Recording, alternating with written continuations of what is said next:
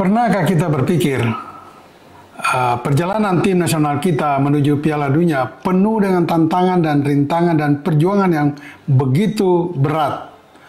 Juga pernahkah kita sadari saat ini Indonesia kehilangan momentum kebangkitannya? Bagi semua rekan sahabat Rai Soccer TV, jangan lupa like, comment, and subscribe.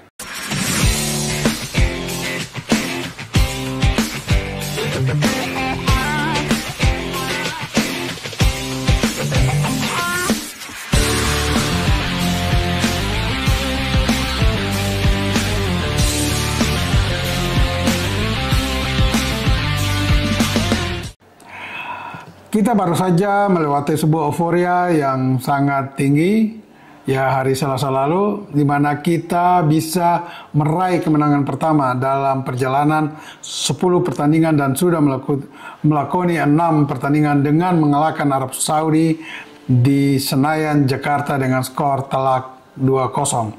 Kemenangan itu seperti kita semua sudah sadari, menempatkan posisi Indonesia untuk sementara di grup C, di posisi ketiga.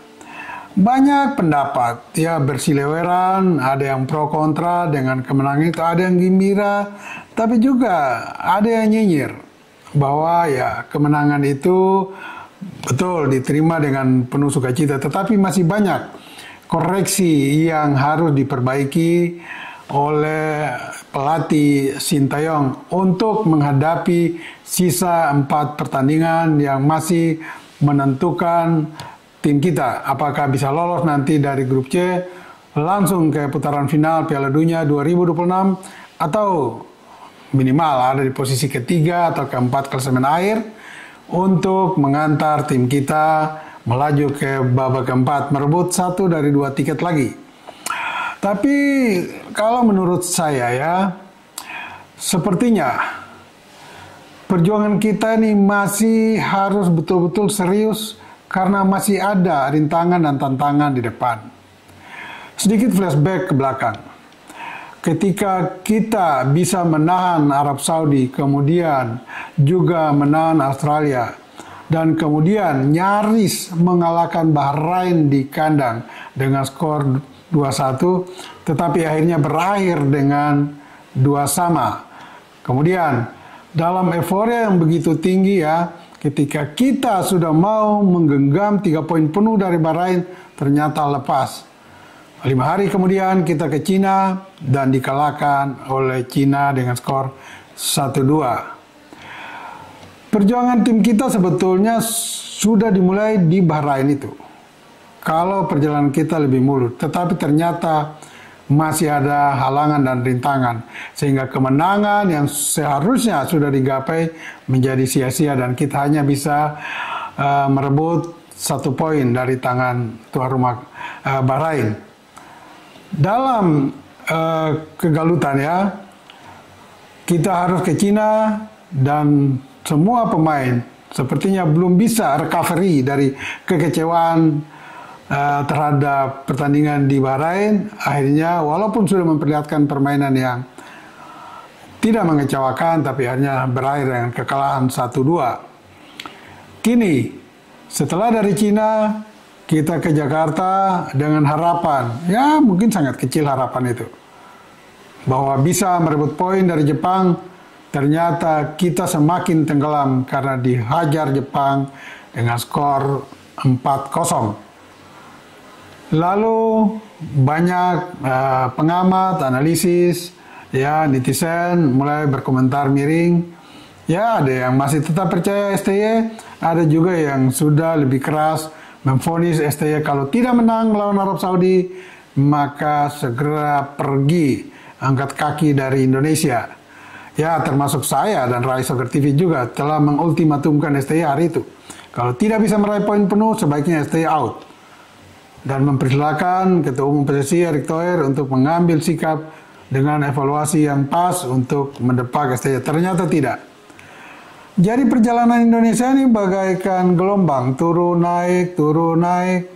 Pada saat kita mulai kehilangan percaya diri, datang lagi kemenangan ya, kemenangan yang sangat penting karena ini baru pertama kali kita meraih kemenangan di grup C dari 6 pertandingan. Hanya saja kalau kita mulai koreksi lagi, kemenangan atas Arab Saudi ini memang betul-betul membangkitkan tidak saja ya percaya diri pemain-pemain kita dan official, tapi seluruh netizen pendukung setia tim nasional kita mulai bangkit percaya diri dengan tim ini ya. Tetapi momentumnya ternyata tidak pas. Andaikan 2 minggu atau paling tidak 3 minggu kemudian kita bisa tampil lagi, mungkin kondisi kita masih tetap dalam percaya diri yang pas ya untuk menghadapi pertandingan berikut. Ternyata momentum kebangkitan tim nasional kita ini kembali hilang. Ya, kembali hilang karena jadwal untuk pertandingan berikut baru akan terjadi pada tanggal 20 Maret 2025 tahun depan, dan saat itu kita akan melawat ke Australia, melawan tuan rumah Australia.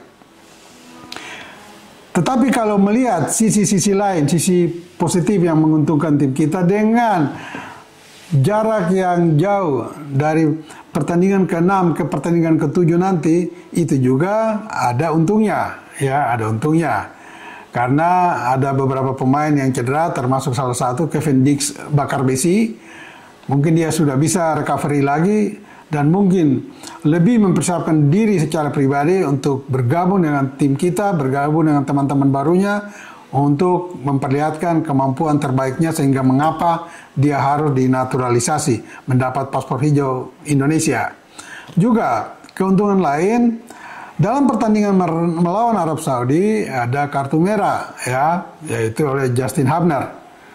Nah, untungnya kita hanya melawan Australia, baru kemudian melawan Bahrain dan Cina, 2 lawan yang lebih ringan, yang dimana kita berpeluang untuk meraih kemenangan.